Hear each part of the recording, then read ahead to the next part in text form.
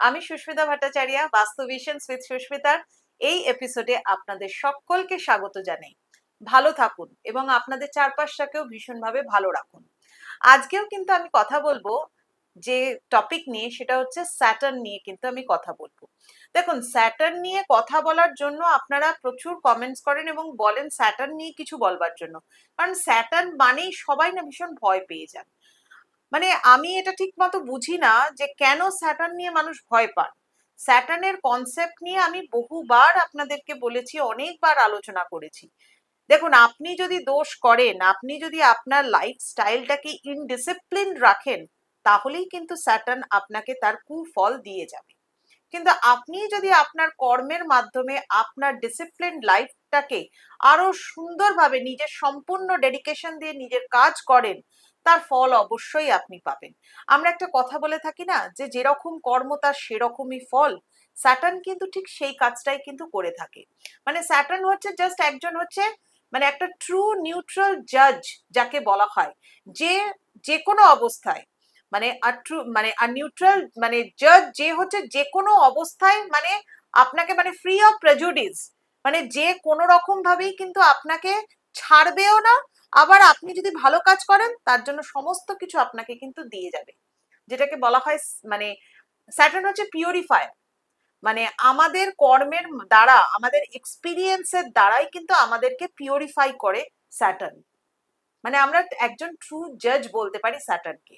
তাহলে এই স্যাটার্ন যাদের ক্ষেত্রে হরোস্কোপে, ন্যাচারাল হরোস্কোপে, আচ্ছা ন্যাচারাল হরোস্কোপে কিন্তু স্যাটার্নের পজিশনের উপর নির্ভর করে আপনার কেমন যাবে সময়টা, বা তার ফল আপনাকে কেমন দেবে। অনেকের হরোস্কোপে স্যাটার্নের পজিশন ভীষণ মেলফিক থাকে, তাহলে আপনি তার ফল কিন্তু অবশ্যই খারাপ পাবেন। আবার যাদের স্যাটার্ন উচ্চস্থ অবস্থান করছে, তারা কিন্তু আবার খুব ভালো ফল পাবেন। ঠিক সেই রকম ভাবে স্যাটার্নের ন্যাচারাল আমাদের হরোস্কোপের মধ্যে, মানে তার এক্সল্টেশন পয়েন্ট একটা আছে, প্রত্যেকটা প্ল্যানেটেরই আছে। এক্সল্টেশন পয়েন্ট হচ্ছে লিব্রাতে, মানে তুলার ঘরে 20 ডিগ্রিতে হচ্ছে স্যাটার্নের এক্সল্টেশন পয়েন্ট। আবার মেষ রাশির ঘরে, অর্থাৎ এরিজে হচ্ছে স্যাটার্নের 20 ডিগ্রিতে হচ্ছে আপনার ডেভিলিয়েশন পয়েন্ট। এইরকম দুটো পয়েন্ট কিন্তু অবশ্যই রয়েছে। আর এর সাথে সাথে আমি আরেকটা জিনিসও বলবো, সেটা হচ্ছে স্যাটার্ন বিভিন্ন হাউসে অবস্থানকালীন বিভিন্ন রকম ফল দিয়ে থাকে। ঠিক সেই রকম ভাবে একটা পয়েন্ট বলি আপনাদেরকে, যদি স্যাটার্ন আপনার একাদশে অবস্থান করে, একাদশে স্যাটার্নের অবস্থান, মানে আপনার অর্থ আসার জায়গায় যদি স্যাটার্নের অবস্থান থাকে, একাদশের স্থানে যদি আপনার স্যাটার্নের অবস্থান থাকে, তাহলে আপনার কেমন যেতে পারে। বাস্তুগত দিক থেকে কিন্তু আমি বলবো, আপনি কিন্তু অ্যাসেট প্রপার্টি বহু দেরিতে তৈরি করতে পারবেন। একাদশে স্যাটার্ন কিন্তু আপনাকে একটা লেটে, অনেক লেটে গিয়ে আপনাকে বাস্তু নিজস্ব জমি বাড়ি, নিজস্ব ফ্ল্যাট, এগুলো অনেক দেরিতে দেবে। মানে প্রায় ধরে নিন এজ 55 হয়ে গেছে, তারপরে গিয়ে কিছু আপনি করতে পারলেন।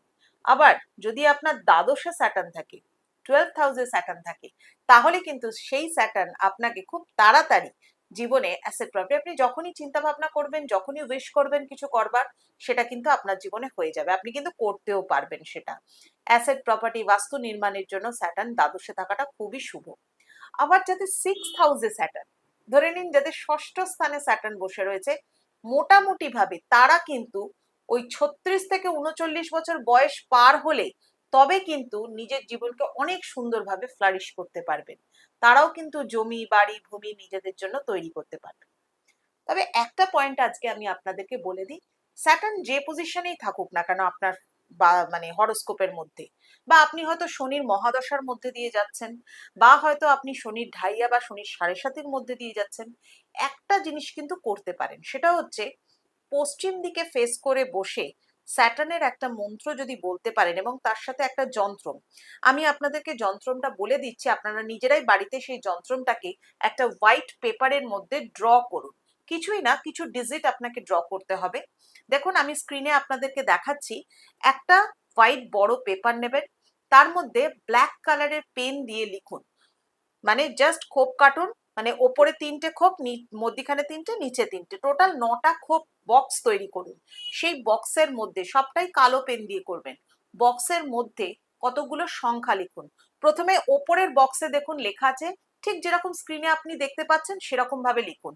ওপরের বক্সে লিখুন, প্রথমেই লিখুন 12, তারপরে দেখুন আপনারা দেখতে পাচ্ছেন নিশ্চয়ই, প্রথমে লিখুন 12, তারপরে লিখুন 7, তারপরে লিখুন 14, 12, 7, 14, তারপরে মধ্যিখানে নিচের যে মধ্যিখানে মিডলের যে বক্সগুলো সেখানে লিখুন আপনি 13, 11, 13, 11, 13, 11 এবং 9, এই তিনটে সংখ্যা লিখুন।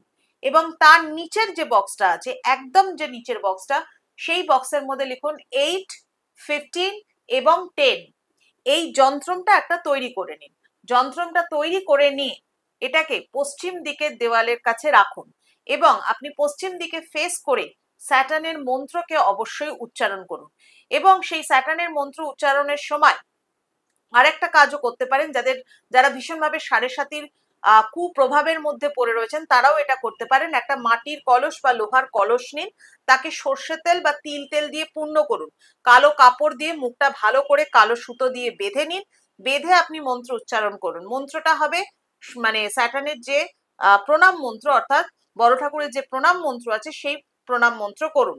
সেটা হচ্ছে নীলাঞ্জনশ্চয় প্রক্ষং রবি সুনং মহাগ্রহম ছায়ায়া গর্ভ সম্ভূতং বন্দে ভক্তা শনৈশ্চরম।